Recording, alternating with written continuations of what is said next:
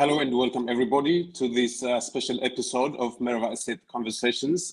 Today I have invited a special guest, William Davison from the International Crisis Group, and we will focus on the report that the Crisis Group published about Ethiopia last week. They raised some very important points by way of suggesting what should be done in terms of finding a long-term solution, and I think they are worth expanding on.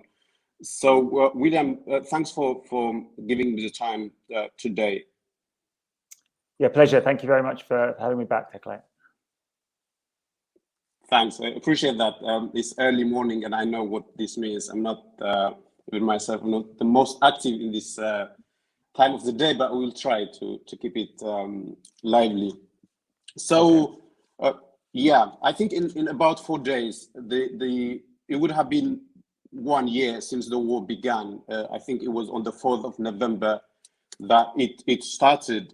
And I was wondering if you could, before we go to the report, if you could kind of give us your reflections of what happened over the past year. And then in some way, you are an outside observer, although in other sense, you are very deep inside Ethiopia. You are an analyst, you write a lot about Ethiopia, so you know the ins and the outs in that sense, but in another sense, you have a different vantage point to those of us who are from Ethiopia. And surely you will have learned a lot about the country over the past year due to the war. Would you like to kind of reflect on some of the big lessons that we have taken over the past year? Yes, sure. I won't go on too long though. Best to get stuck into the more specific stuff. Probably don't have that much novel to say. I think there's just two main elements here. One is that, you know, in advance of the conflict, many others, but certainly Crisis Group were very concerned about the prospects for conflict between the Tigray government and the federal government. And that was because we saw the potential for prolonged conflict and huge amounts of devastation and destabilization stemming from it, both to Tigray, Ethiopia, and further afield. I mean, that's exactly what's transpired. You know, it's been a incredibly brutal conflict. We don't know how many people have died or been injured in it, but it's obviously been incredibly harmful, massive, humanitarian consequences as well, which are ongoing and set to worsen. And you know, I think that things are shifting rapidly on the battlefield, but there's the potential for a lot more violence. So you know, it wasn't clear to me at the outset that about the level of brutality we would see, the sexual violence, the massacres that we've seen committed by Ethiopian and Eritrean soldiers. You know, it wasn't clear to me that the conventional war would be lost essentially by the Tigray government in the first month, that they would be pushed out of regional power. It wasn't clear to me earlier this year that the Tigray forces were in such a strong position in terms of their resistance that they would be able to force the Eritrean and the Ethiopian military out of most of Tigray. So many details which have been surprising and shocking, some of them, but you know, that course of a prolonged conflict which is threatening to be incredibly destabilizing is one that's come to pass, and I think that's, you know, a key observation here as we look forward. And I think, you know, in terms of the other main facet is again pretty obvious. You know, there was great divisions, polarization at the elite and at the popular level, the activist level, to some extent, that preceded this conflict and fed into it. You know, was contributing factors to it. Well, that's all been supercharged through the conflict as the conflict has unfolded. I found this out to my cost, being treated as a sort of enemy of the state for, you know, for preaching negotiations, accommodation, compromise as the conflict got underway. And you know, I was deported, but it isn't just me. I mean, you know, there's just been a widening of rifts and hardening of positions on all sides, and I think that's very, very worrying again for the future of the country and for the broader region. So I think those are the two main kind of takeaways for me. Yeah, thanks, William. I'm sure you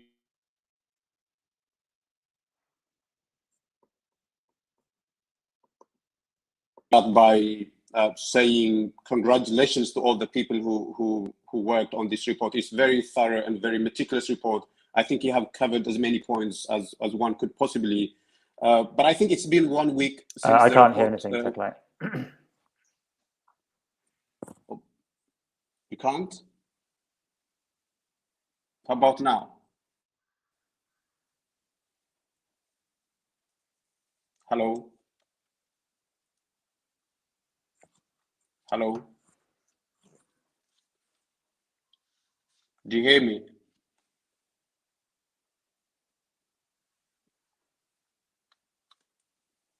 Hello?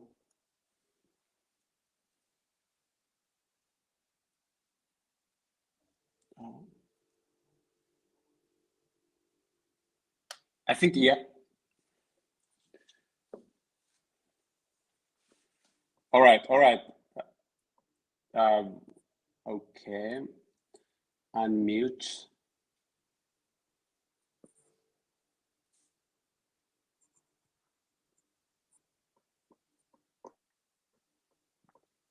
I think, do you hear me now?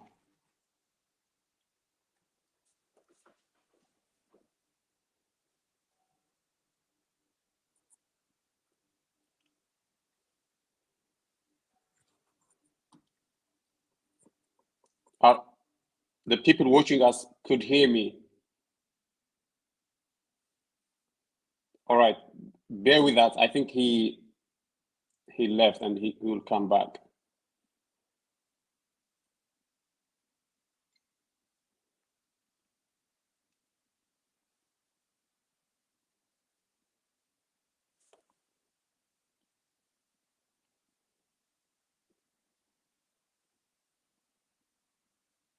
Comment for information.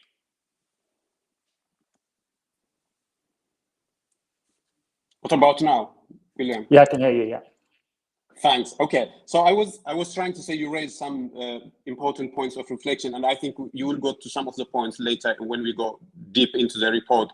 But I was saying congratulations on the report. It's a very meticulous and very thorough report, and I could see that a lot of effort has gone into it. So this is a very important document, and I would strongly recommend that people who are trying to kind of help resolve the conflict should have a careful look into it, because it makes some very important recommendations. So that would be my general point. But I think it's been 1 week now since the report was published. I think it was published on Monday or on Tuesday, right? Tuesday. Yeah, and I think one of the recent developments that it didn't take into account was the coup that happened in Sudan. And I think that's important because you also talk about what role Sudan could play in Ethiopia, and there has been a change in Sudan. And another development is maybe the advances that the TDF has allegedly made over the past couple of 2 days. I think they have controlled Desi, and I think one of the things that you say in the report is you say that there is kind of some stalemate in terms of the war, and that doesn't appear to be the case. But anyway, if the report was being written today, do you think there would be some change to reflect those, or it would be more or less the same? More or less the same. Actually, there's a section called the overview in the report, which summarizes the rest of it. Really, it's like an abstract, and we do mention the Tigray advances in South Wollo, and we mention that the Tigray forces are positioned to threaten to take control of Desi and Kombolcha. So that's very much kind of baked in to the report. We don't foresee or discuss the prospects and the consequences of a coup in Sudan. I don't think it dramatically changes the situation. I think it depends on the consolidation of General Burhan's control there. As in, I think a consolidation of his control would lead to a hardening of existing already pretty clear positions from Sudan on Al-Fashiga and the Gerd. I think that probably will amount to a support for the Tigray forces, quite possibly, especially if the Sudanese armed forces see the TDF as the ascendant dominant power in Ethiopia. They will probably decide to kind of back the winner The alternative scenario is that the military is greatly weakened and distracted by this coup, which doesn't seem to have been particularly well planned. Has obviously led to lots of international condemnation as well as domestic opposition. So perhaps that could lead to a weakening of the Sudanese position in eastern Sudan. But I don't think the Amhara forces or the ENDF are in any position to do anything about the SAF control of al-Fashiga. And I think the interaction between Ethiopia and Sudan is not going to be, as impacted by the political situation in Khartoum as it will be by the course of the conflict in Ethiopia. Will the Tigray forces be in a position to either retake Western Tigray or otherwise get to the Sudanese border? That will be the game-changing element in terms of Sudan's role in the conflict, I think. Yeah, thanks for that. I think that kind of sets the context under which we are discussing this report. So, William, why don't we start with you giving us a brief summary of the main points that you raised in the report? Sure. I think there's a general framing that the conflict is entrenched, and I think that's particularly from the perspective of this idea of completely defeating the Tigray forces inside of Tigray. Looks a long way off now. As I mentioned, the report does foreground the Tigray forces' advances in eastern Amhara. So we have a sustained conflict. We don't necessarily predict a rapid military victory for the Tigray forces, but we do point to their ascendancy. And I think that ascendancy means that they need to be taken seriously, obviously as a military opponent, but also as a political entity. And it strengthens the case for negotiations by the federal government. So this simple no negotiations with a terrorist, Ethiopia will prevail and prosper only with the complete defeat of the TPLF and all its works, including the Tigray Defense Forces. That is not the position that we think is realistic, and instead, what is necessary for the country's future is an early from now recourse to negotiations by the federal government and by its allies, and ultimately by the Tigray leadership. Now, on the federal side, that's because we see continuing deterioration, including further losses on the battlefield, but also the overall economic situation, the situation in Oromia, the diplomatic relations, etc. And of course, on the Tigray side, there's an absolute urgency about bringing the fighting to an end to start addressing this humanitarian situation in earnest. And so there is the incentive, to bring the war to an end as quickly as possible through negotiations. So that's essentially what we're urging. I mean, I think we talk about potential sequencing in terms of the lifting of the blockade, the restoration of services, the freezing of the offensive, withdrawals respectively from Tigray and Amhara by the forces there. Obviously, the withdrawal of Eritrean troops as well, and then the beginnings of a political process leading into a national dialogue. Now, we're not really suggesting that we can see those things happening imminently, but that's the sort of ideal version of where we might go from here. And then because of the particular complexities of the Western Tigray situation, not from the leadership of Tigray's government, not from the TPLF's or the TDF commanders' side, that's very straightforward. They want to take back Western Tigray because they consider it to be part of Tigray. That's the core objective. But in terms of the bigger picture, neutral observers commenting on the situation and what is a significant underlying Amhara grievance, and also the prospect for very serious bloodshed, both in terms of civilians and in terms of combatants, if the Tigray forces just went as soon as possible to reclaim that area from Amhara, Eritrean, and ENDF control. We do talk about the idea, or at least people discussing the idea, could an international peacekeeping force play a role to incentivize Amhara withdrawal, to provide security in an interim period. Now, we don't go into details about administrative arrangements.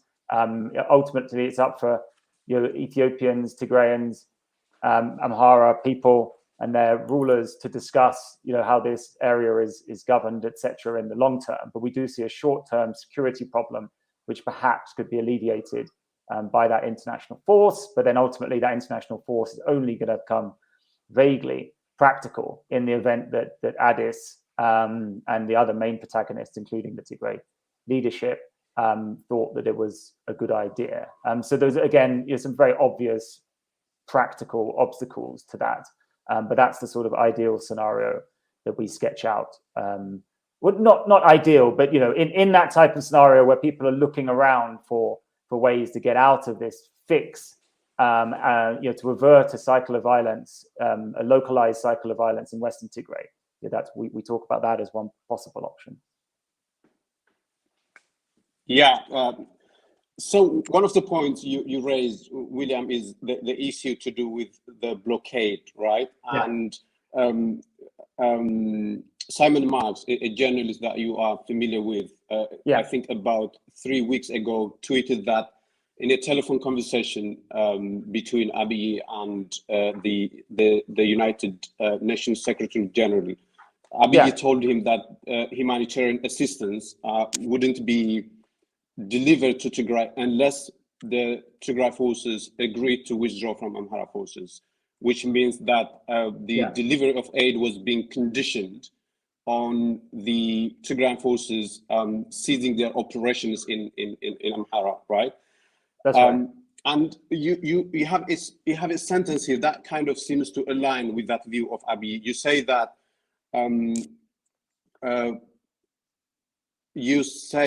he should then, by he you are referring to the former Nigerian president, who is the East African envoy now. You say that he should then press for a trade-off that involves Tigrayan forces freezing their advance in Amhara in exchange for Addis Abeba's full cooperation in expediting humanitarian assistance to the north. So you seem to be in agreement with Abiy here, William. Well, I mean, clearly not, right? Because we're talking about freezing and not withdrawing. Yeah, but still, I mean, you're saying that unless they agree to freeze their operations, there is some legitimacy to Abiy not easing up humanitarian aid to Tigray. That's just your interpretation. No, so we had this was thought about during the process of putting together the briefing. I think if you look at other sections of it, I think there's unequivocal condemnation of the the restrictions on humanitarian access, the blockade, starvation being used as a weapon of war, as it's often put. There's unequivocal condemnation of that. We're also dealing with the real world here. I think there's elements of our paper where there's a sort of liberal, idealistic interpretation of how this could play out. That sequencing that I was talking about before and the negotiations. But it is a reality that this is the federal government's position, and that's a reality that we have to reflect when we talk about possible ways out of this situation. If you can look at the footnotes somewhere in the briefing. It's been known for a while that Abiy says, well, if they withdraw their forces within 2 weeks, I'll switch back on the banking services and this type of thing. Like, there's obviously this issue of services to Tigray, access to Tigray is obviously being used as a chucked around as a bargaining chip. It's not actually being used as a bargaining chip by the federal government yet, but that is part of the political calculus here. But that doesn't justify or legitimize the blockade. We're looking at actual real world possible ways out of this war. Yeah, thanks for that. It kind of elaborates it. And the other point that is related to that is you kind of put a lot of trust in the East African envoy, in the ex Nigerian president. Now we're talking about a man who was appointed by the Commissioner of the African Union, and the Commissioner of the African Union had openly expressed his solidarity with the federal government. He said a couple of weeks after the war started that the federal government was entitled to do what it was doing in Tigray. And that was the last statement he publicly made about the war. And he has never condemned anything. He has never said that the federal government has committed any crimes. And if anything, he seems to be in complete agreement with the Abiy regime, right? And he isn't a person that is trusted by any person in the Tigrayan community, and definitely not in the TDF leadership for sure. How do you expect he would be a legitimate mediator in this process? Yeah, sure. So, I mean, I think Faki's sort of infamous statement that was, I believe there was some sort of boilerplate stuff from the AU prior to that calling for negotiations, at the outset of the war. So, a slightly less pro-Addis, pro-federal government stance. So I think, the way this breaks down is that there's obvious problems with Obasanjo, right? We know about his election observation role and his sort of clean bill of health that he gave the election. It was seen as a way to kind of curry favor with Addis to some extent. And then there's the Faki question, the fact that the AU has been very quiet, but the AU might have been quiet because of its sort of own institutional timidity being based in Addis. But the AU isn't just Faki. And it isn't just Obasanjo. It's also, well, increasingly people say returning to being a collection of states and their governments. And ultimately, there is there's increasing amount of African concern for the situation, notably from Kenya, the chair of the Security Council at the moment. So yes, very much aware of those concerns, aware of the Tigrayan positioning. So on that Tigrayan positioning, maybe we can see that as part of the sort of diplomatic game here. They have reasons. I'm not saying that they're insincere about their concerns about Obasanjo and the AU, but they also have to play along with the international community here. The Tigrayan leadership, as we've seen in their statements, is very much trying to play the role of statesman. The reaction to Biden's executive order I've mentioned in the past, a 3-page open letter from Abiy cloaking himself in Pan-Africanism, and much more statesman-like response from Teklay. So I think that's deliberate. I think they have to play along with whatever international process, despite those reservations, those heartfelt reservations about Obasanjo. And in fact, what will matter to the Tigray leadership is what the mediators are pushing and what kind of negotiating position they feel like they are in if the mediator got involved in a serious way. The other point is the most obvious point, which is how does the international system work in these circumstances? Well, everyone just shows deference, certainly initially, often to the local process, particularly to the African process. So there's not much going on from IGAD for reasons we can discuss, but the African Union has finally shown at least some concern. And given the relations that some of the big Western powers have with Addis at the moment, it's sort of inevitable that the UN Security Council, the US, the EU, big Western powers, big global powers, not just Western, will be placing a lot of onus on the Obasanjo process. So when that's a reality in terms of the way the international system works, then I think that's why Crisis Group came in and also kind of said that was the way to go. It's sort of the only game in town is one way to look at it. So it's not saying that we think that Obasanjo is the perfect mediator or he's got off to the perfect start. He has the greatest knowledge and the greatest team. It's not saying any of those things. It's not saying that he's loved universally across Tigray and throughout the TPLF Politburo. It's just to say that he is right in the firing line in terms of the international response to this war.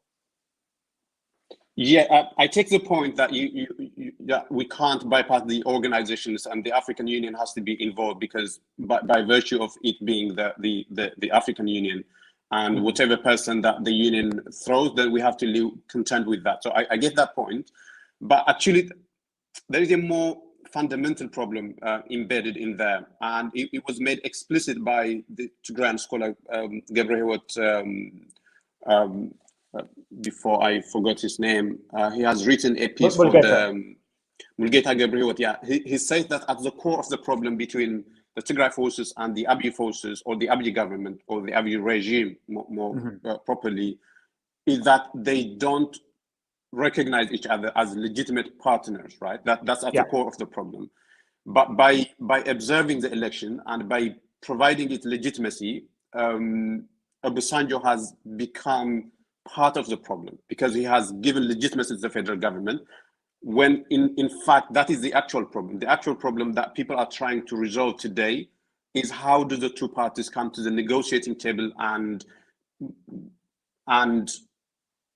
well, not recognize each other's legitimacy, but at least go towards that direction. That is the problem that we're trying to say. And if you put a mediator who who has accepted the federal force as legitimate, then that kind of begs the question, because that's the problem that you're trying to solve. So there is a fundamental problem in there, William. I think, yeah, so I think I failed to read it. Is it that this piece was the one with Yemen in the headline, right? Is that right? Yeah. No, it was the one before that. It's titled Not Okay. Impartial, Well, maybe I did read it then. Yeah. Not in Principle, Non-Starter, African Union Mediation in Ethiopia. And I don't know. I feel like this is covered by mostly by my previous response. I'm not like the mediator.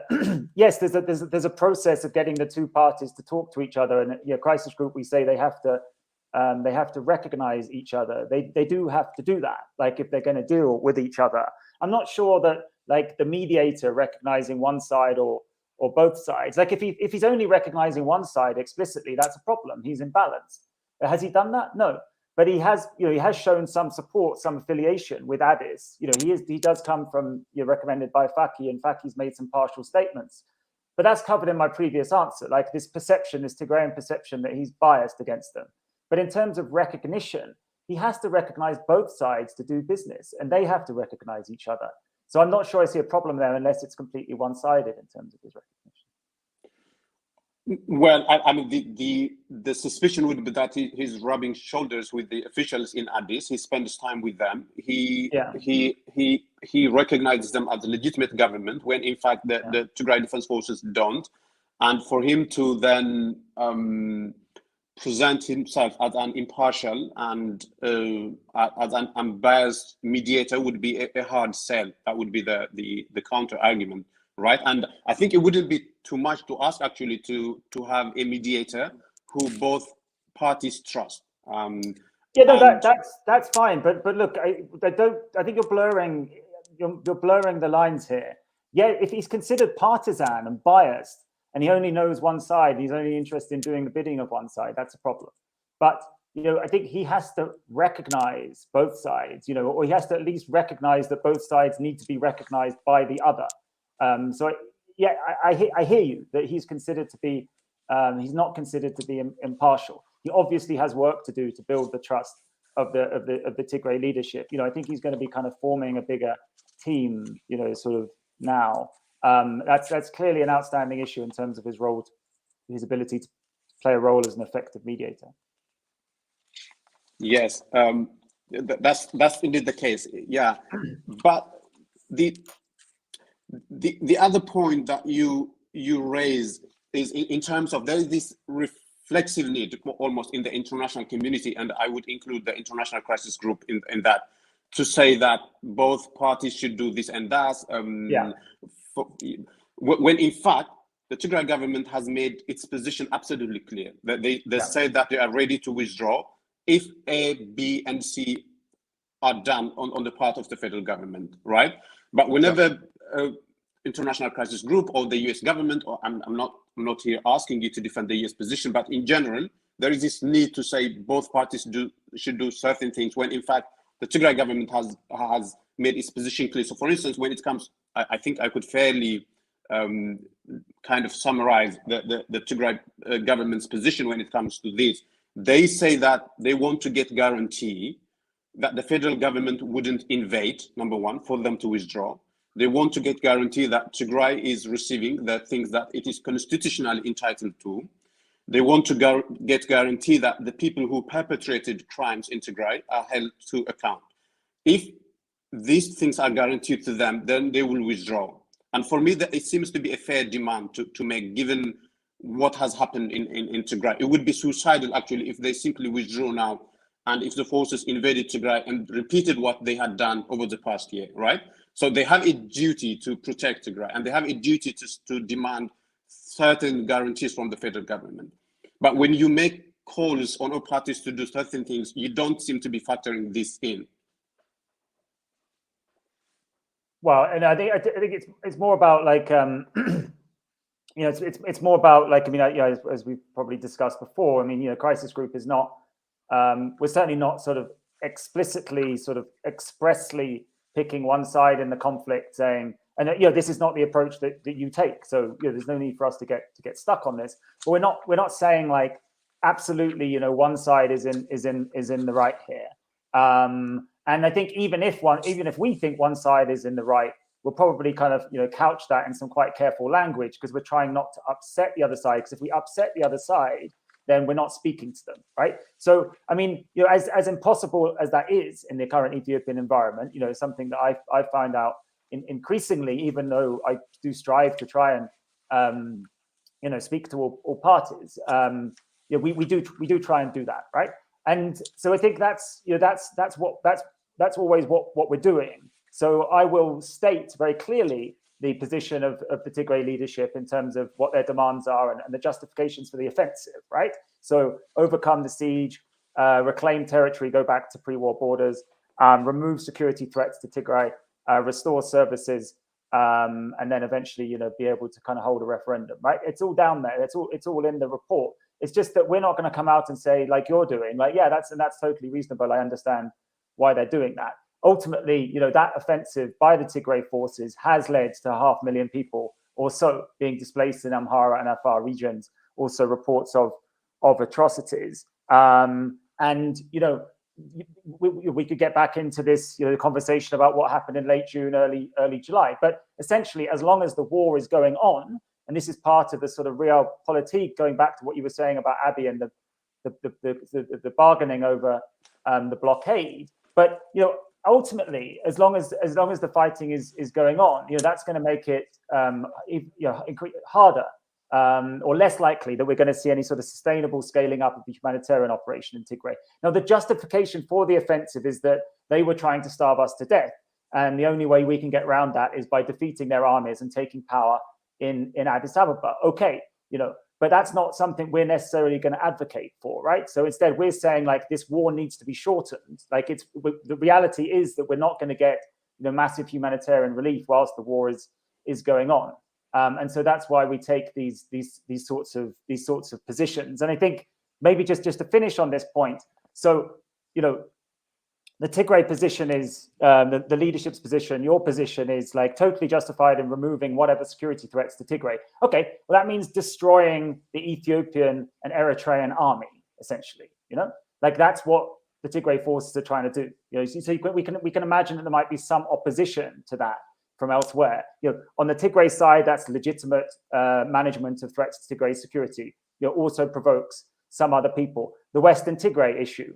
Yes, you know, it's seen as an article of faith that this has always been Tigrayan, that the Amhara claims are just, you know, nonsense, just made up by whoever for the sake of mobilization, and therefore we're going to militarily retake that territory. Well, that's, you know, not something which is going to go down particularly well in Walakite with, you know, Colonel Demeker and his crew, and not in Bahedar, not in Gondar, etc., etc. You know, so again, you know, for us to come out and advocate for that position doesn't really make sense, right? Because it's going to cause so much chaos in the interim. That's why we're saying, yeah, we understand that position. We recognize it. But, you know, how can that interest be matched with others in a way which reduces the bloodshed? And of course, you know, the least controversial ones are the restoration of services and the restoration and the provision of aid to Tigray, and that's something that we can talk about. But it is also a sad fact that, you know, whilst the war is ongoing, with the way that the Tigray offensive is perceived, that does make it less likely that, you know, that any sort of significant scaling up of that operation is going to occur whilst the fighting's ongoing. Yeah, and I understand that the precarious situation that you are as an analyst yourself and as a member of the International Crisis Group. You can't say certain things. You have to couch your language carefully and all that. I get that, but I think there is an agreement, a consensus among sensible people at any rate, not the Ethiopia previous. Who decided they were the sensible people? I wonder. I think we can Anyway. agree that the Ethiopia precarious camp is an absolutely drained group of people. I think there is. I mean, you don't have to say that, but I can say that for you. There was certainly some not very sensible reporting by ISAT this week. I noticed. But ISAT is among the deranged Ethiopia precarious camp. So I think ISAT isn't something that could be taken seriously by any sensible people. Anyway, but we agree that the outline of what needs to happen. I think there is kind of an agreement. The civilian casualties should be should be kind of staved off as much as possible. There shouldn't be. Well, we understand that, but I think one problem is the order in which things should happen. I think that's very important. And the Tigray position is that the federal government should give guarantee that certain things would not be done against Tigray. And this is a regime that has openly expressed its desire to destroy Tigray. I think it was even the prime minister himself, boasted on TV that he has turned Mekelle into this, into a small, desolate city in Oromia. And if the plan had succeeded, that is the intention. They are clear about that. They say that it could take whatever cost, but they want to reduce Tigray to an entity that couldn't mount any resistance against future governments in Addis Ababa. It's not even only against the current government. They want to make sure that Tigray is contained, because there is an understanding in Addis Ababa that Tigray generally is a threat to the federal arrangement. And so the thing that we want to make sure isn't the case is in Tigray. We want to defend ourselves. We want to make sure that we have a country to live in. That's absolutely the thing that we want to guarantee for ourselves. Now, if that is the problem, how do you go about it? That is the thing. So I don't think there is anybody in Tigray who is saying that we should totally destroy, annihilate the federal army. We should totally annihilate the Eritrean army. I don't think there is that.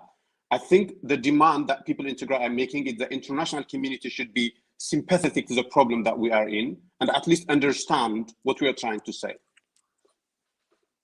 Yeah, I mean, I think people they do understand at different levels. They might understand the humanitarian situation and the fact that the federal policy has a lot to do with that terrible famine situation, and then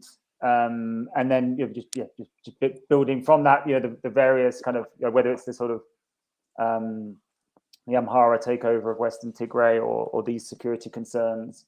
I think there is an understanding of certainly of what's driving that, and then it's just about trying to work out how the different interests can be reconciled in the most peaceful way possible. Can I just throw this forward a little bit, if you don't mind, just with a kind of question to you, because I think we're sort of like dancing around the issue here of you're basically saying, well, I'm acknowledging, and I think again any sensible person would, that the Tigray forces seem to have significant military ascendancy. They're probably going to take Dessie sometime in the next few days, I guess, and they're going to push on. But what's the plan? Because I mean, let me just read a tweet. Addis Ababans have started to demonstrate pig-level sympathy now that they've been personally affected, which is why the war must go to Addis. They need a rude awakening. Bad short term, good long term. Now you will know very well whose tweet that is. But when Crisis Group looks at the situation, acknowledges the reality, and tries to come up with some version of a sort of balance between pragmatic and ideal suggestions, I think this kind of sentiment, that the war must go to Addis, and there must be short-term pain there, combined with all of the overall political dynamics, the level of popular antipathy to the TPLF, for example. I'm just trying to work out. There's a lot in that tweet. So at one level, like, how's it going to work? Because if the Tigray Defense Forces, the Tigrayan people, they want to secure all of these things, they seem to need to have a very strong position in Addis and the federal system, right? If they want to secure make sure there's no threats from the federal army, make sure services, aid keeps flowing, etc., allow space for a referendum. They need, but then we're talking about, the war coming to Addis, and what seems to me like a potential for a lot of resistance, political resistance, popular resistance. So these are some of the scenarios which you seem a little bit like blasé about. And when we look at them, we see an intensifying catastrophe, possibly. Yeah, I understand your concern, and you would agree with me that it's very difficult to be very nuanced on Twitter using 240 characters. So there is that, right? It's open for misinterpretation, always, things that you write on Twitter, especially when you're making a controversial point. But I think that the general feeling among Tigrayans, and I think this is something that you would sympathize with, is there hasn't been an anti-war movement in Addis Ababa. And if there was such a movement among the elite class in Addis Ababa, the war wouldn't have got as devastating as it has, right? There is an unequivocal support in Addis Ababa. And one of the reasons seems to be that there isn't an understanding of what war can do in Addis Ababa. There isn't an understanding of the devastation, the annihilation that war can cause, right? And if that understanding can come by only the war going to Addis, then as painful as that is, then so be it. There is an argument to be made for that. And that seems to be the point that the tweet you read out for me seems to be making. But on your fundamental point, you said that the TDF is advancing, and what is the point of doing that? But what else do you think should I just said I just trying to work out what the plan is.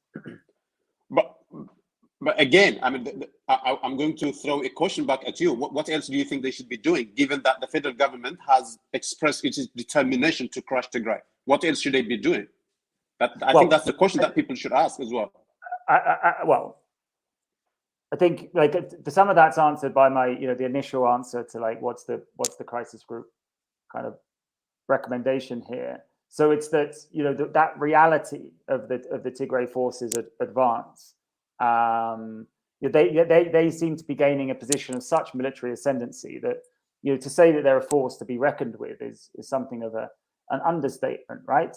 So it's that as the Tigrayan leadership, as the Tigrayan command, as Tigrayan activists, the outliers, what do you do at that stage? Like I think we very much understand some of the core dynamics, but it seems that sort of yes, being in a position to place great pressure, especially if there's no response in terms of conciliatory moves by the federal government, that's also a reality.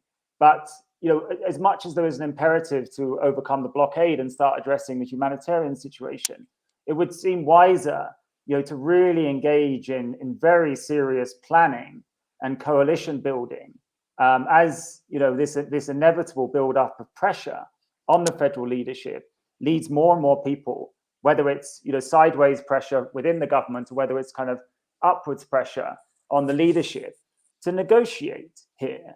And the prospect of a quick TDF march to Addis Ababa to let Addis Ababans to just so Bole can understand what it feels like to be in the position of Axum back in November.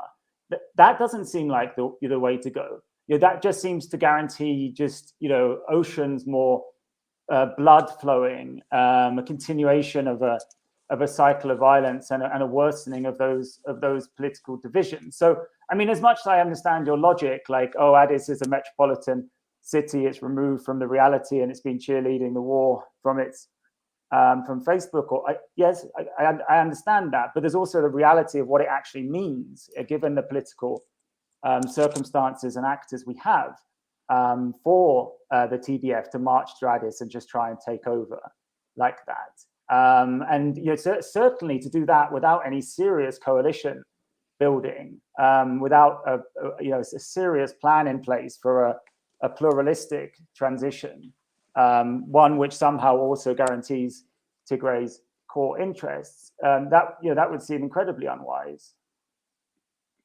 So I get your point, William, but you seem to be presuming that the TDF or the TPLF is advancing to Addis Ababa to kind of wield its political power to restart another regime and all that. But the TPLF has been. I didn't say that, but I didn't say that. But there does seem to be a bullishness. There seems to be a bullishness and a blaseness about that course of action. And I'm fully aware of the lack of popular desire, I think the lack of elite desire for a rerun of 1991.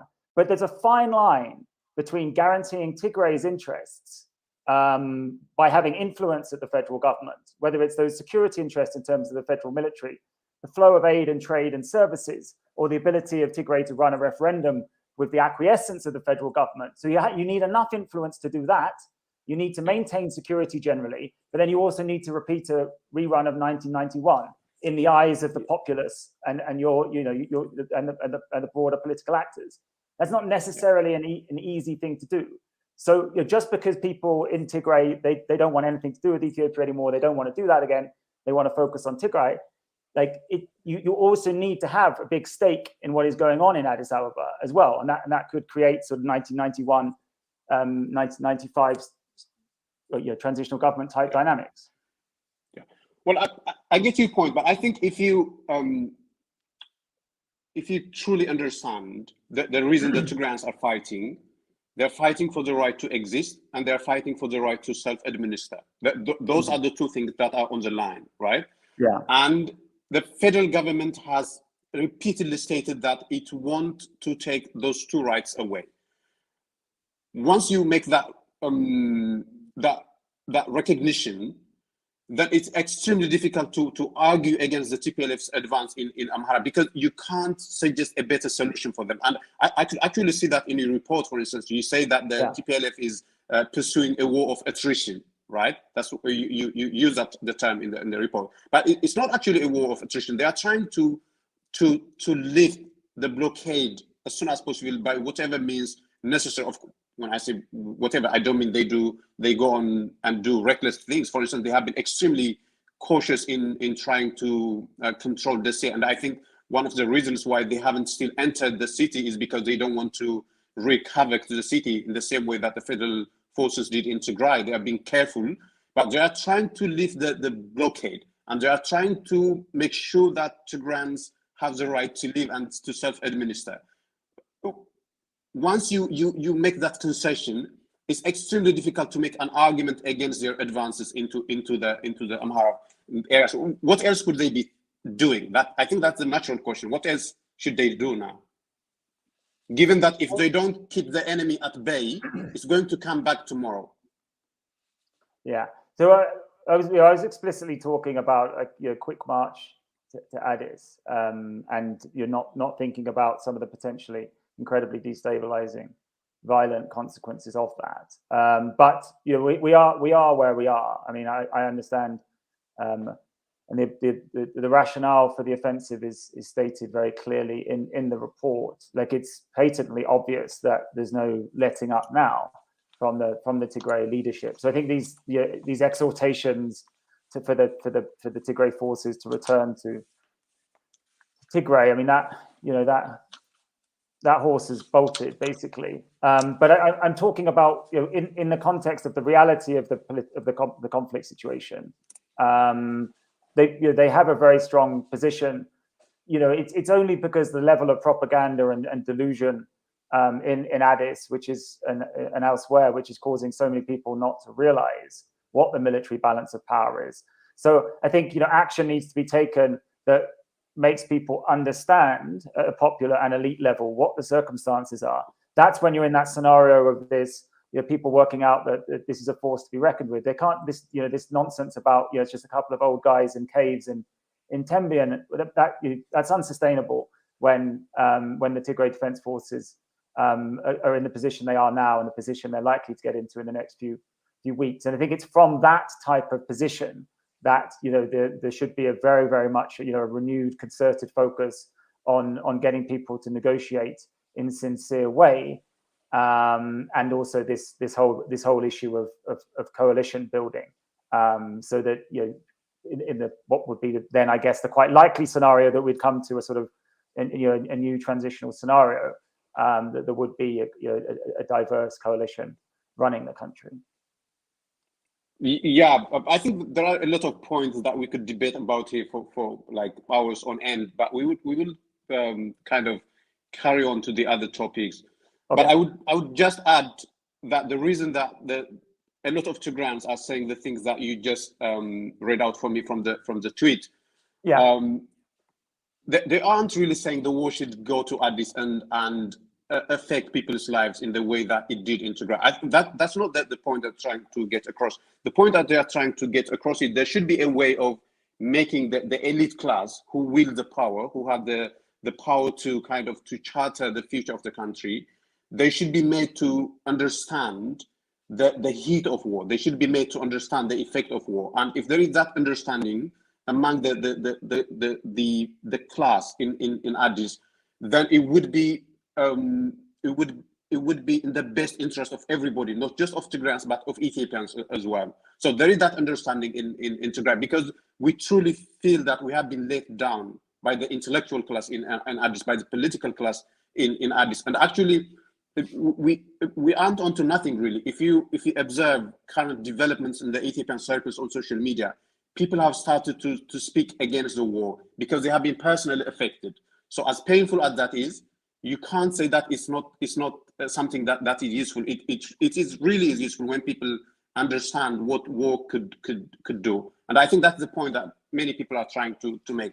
But my next that's fine, and I get it, but again, just make sure it doesn't turn into something which sounds vindictive, something which sounds gratuitous, something which sounds revengeful. Because if that is how things are perceived, then obviously it's just going to lead to a worsening. Among Tigrayans, at any rate, there is a sense of safety in the knowledge that the TDF are very careful in the way that they prosecute war. So we have that safety, and when we say even things which are crazy on Twitter, we know that won't be done on the ground, because we have some trust which is justified by our history and by the way we conduct ourselves. I'm not trying to lapse into exceptionalism or anything, but there is a level of safety that affords us to kind of say those things. But I get your point. There should be caution, and we should make sure that we don't say something that is crazy.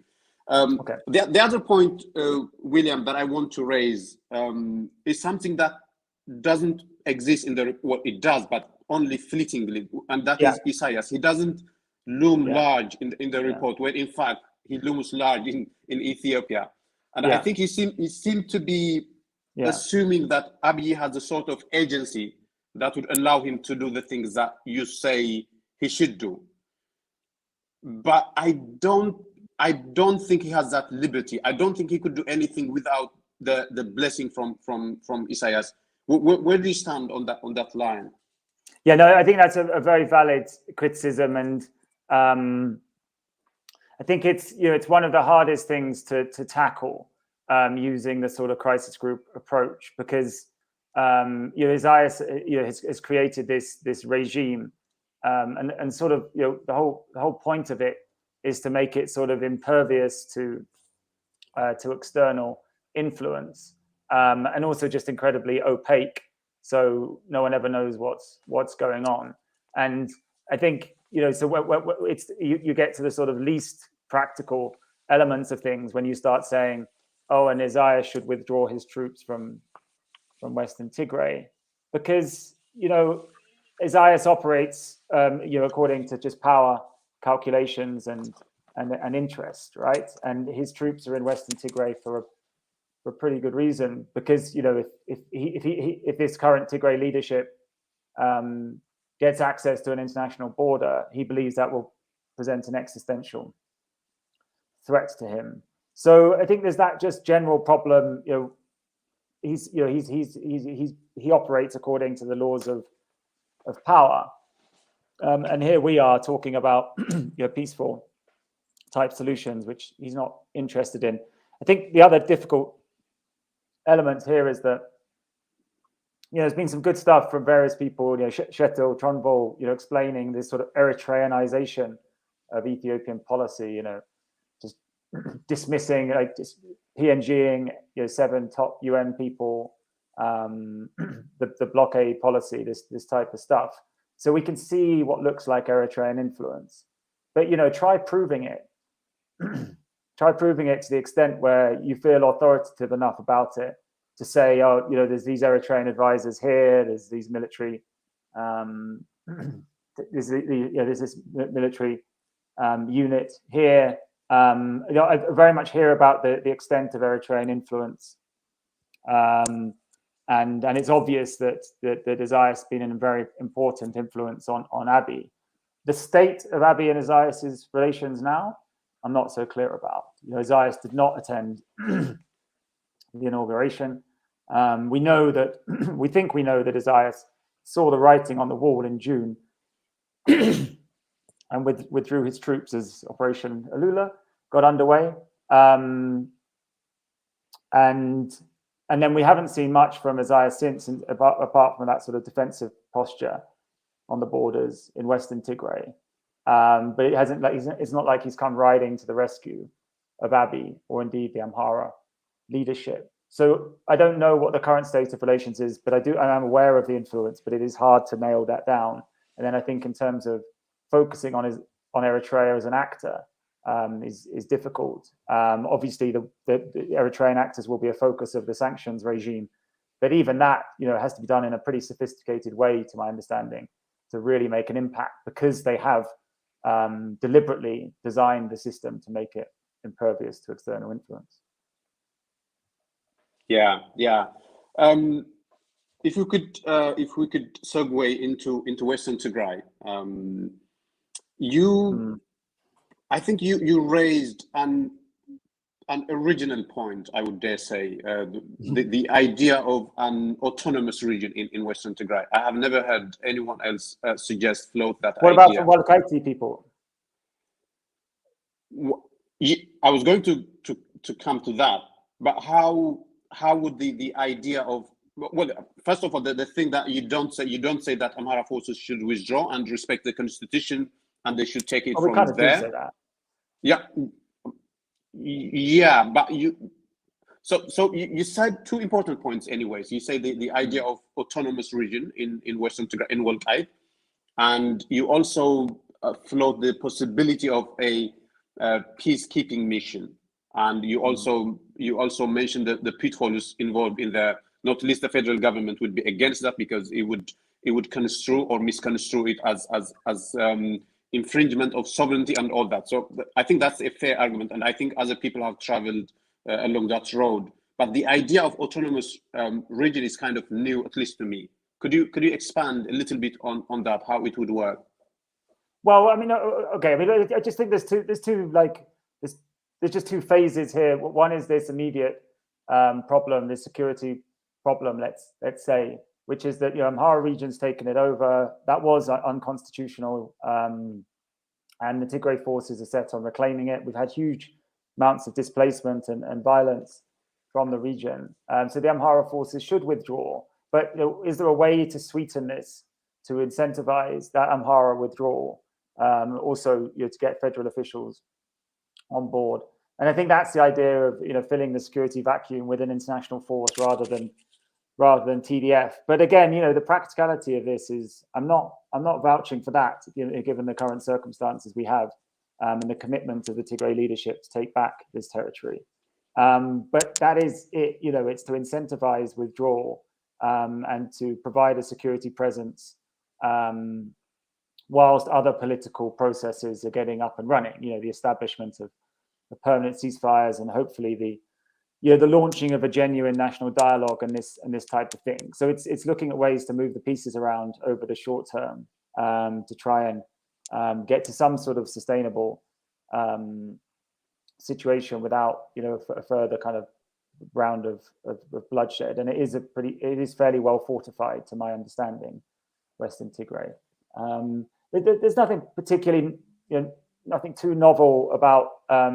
We're talking about political solutions. I had someone criticizing me, but they were meant to be, political solutions which would be constitutional. Like ways that you could, the parties could theoretically come together and come up with solutions for this territory which is at least disputed on the Amhara side. It's claimed by Amhara. So in the past we talked about minority rights protection and boosting. So the teaching of Amharic in certain local areas, because it is a mixed population. We do have the Walkite identity as well. So what administrative territory and cultural and linguistic, etc. rights are they demanding? Could that again form part of a solution? There's also the idea of sort of hybrid arrangements, but this is for the long term. Like if we're looking at a disputed territory which has a significantly mixed population, and people are saying, well, we don't want this just to become a theater of political warfare, for the foreseeable future and perhaps for decades and into the future. What kind of solutions could we come up with? And there's no sort of grand plan for an autonomous region, but we do have a problem, I would say.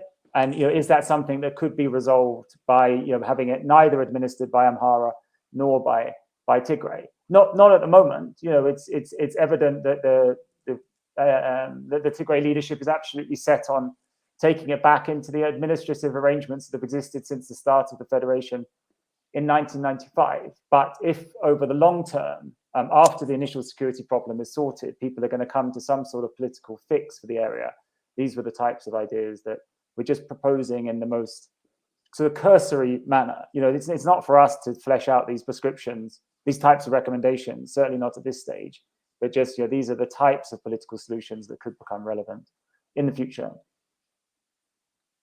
Indeed.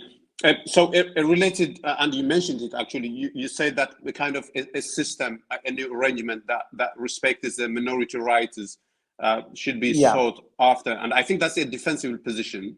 But a related problem to that is now the demographic of the region has been changed, because the Tigrayans have, for the most part, been hounded out from the areas. And that's now an additional layer of the problem. The Tigray Defense Forces want to make sure that the Tigrayans who used to live there for generations must be returned to their homelands, right? But if you say the minority rights and all that, of course, in the current status quo, the Tigrayans would be the minority. But if the people in displacement centers now in Mekelle starving, if they were returned to their places, the Tigrayans will be the majority, of course, right? So that's a problem that needs some serious discussion as well. How do you go about that? Very much so, Teklay. And I think that because of the humanitarian situation and the very difficult conditions for the IDPs, I think there is an urgency to that return. But of course, we obviously have to avoid anything approaching ethnic cleansing as a consequence of that. So it's very hard to balance that humanitarian imperative and the sort of simple justice of people returning to their homes, but we have to try and do it in a way that prevents further intercommunal violence. And then more politically, of course, part of the Amhara grievance is that they suffered major demographic engineering, ethnic cleansing in the 80s and 90s when the TPLF moved into the area, according to them. So that's only going to be resolved by looking into those claims, finding out what people can agree on, and the usual process of political bargaining and compromise. But just to say that the idea of people returning, right of return to Walakite, that is also something which exists on the Amhara side. And of course, this complicates the whole business of self-determination, because no one's ever going to agree who would vote in any referendum on self-determination because of this issue of displacement and return. I think that the problem in those discussions in referendum and all that is, how do we first make sure that the people who used to live there are first returned, and then how do you carry referendum or whatever political dispensation that you want to have there. But I think that the first question is the people who have been hounded out from their areas should be returned. And I haven't seen any reasonable proposal or solution to that effect. So far, not in the crisis group report or in any other recommendations. But I'm in no way blaming you. It's a very tricky problem, but it's a problem nonetheless. Yeah. No, I agree, and I think it's not an excuse. It's not a justification. I think it's one of those occasions where we're glossing over a lot of detail. You know, we're correctly identifying a problem, and we're putting out suggestions there, but we're not really getting our hands dirty and really looking at the sort of the nitty gritty of this problem. And I think and the absolute outstanding one of the big massive outstanding problems is that however many hundreds of thousands or perhaps over 1 million people who were recently displaced from the area and who are living in very difficult conditions and need to return home. Yeah, so we're about to kind of wrap up our discussion, William. So you just need to bear with me for a couple of more minutes, and we'll be done. One of the issues, kind of recurring issues, really, is that the words and the terms that people use when they describe the situation in Tigray. So, for instance, for the past 4 months, people have been saying millions of Tigrayans are living in famine-like conditions, right? Yeah. So I think they started saying this from May, and the situation has since deteriorated. It has gotten worse, really. And they still use that same term. About 400,000 people have been living in famine-like conditions. And you don't say that quite, but you use similar kind of expressions. Do you see the problem there, William? I do, but I mean, surely the condition must have changed, and the number must have changed, surely, given that the situation isn't improving, that the situation is worsening, if anything. Yeah, so no, I do see the problem. It has gone on a long time. Every time I use that 400,000 figure, I'm thinking, well, hang on, what is this still relevant? But obviously the problem is that none of the humanitarian actors here have managed to do any sort of, well, apparently they've not managed to do any sort of significant survey, whether it's the sort of IPC or something else, to update that situation. So, I think a lot of people sort of extrapolating from where we were and what's happened since would be saying, well, this is a famine. But I don't think, we haven't had those, mandated bodies, let's say, making that kind of assessment, making it public, which then would allow the media and the likes of Crisis Group to cite it. So it's not that we don't realize that the situation has deteriorated, will have deteriorated significantly. I try and highlight starvation-related deaths when numbers come out about that, but we just simply haven't had the comprehensive survey which has allowed everyone to start calling this a famine. So I know it's very unsatisfactory, but the tragedy of one of the tragedies is it's a product of the blockade itself. Like if you don't have any fuel and there's no telecoms and all the rest of it, then it just makes it a lot harder to do this kind of surveying work that's needed to produce fuller picture. Yeah. So we talked about a lot of things about what the TDF should do, what it shouldn't do, and you have also written in your report about recommendations going forward and all that. And I'm going to give you an additional power now. I'm going to make you the commander of the Tigray Defense Forces, which you are according to the Ethiopia Prevails camp anyways. So this is I'm a colonel. You're colonel, okay, not a commander. You need a bit of more effort then. What would you do? And I think that should give you a chance to also lay out the things that should be done, at least as far as the Tigray forces are concerned.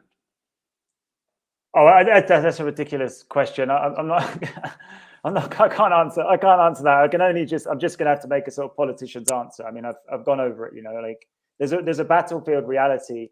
We're locked in terms of this offensive.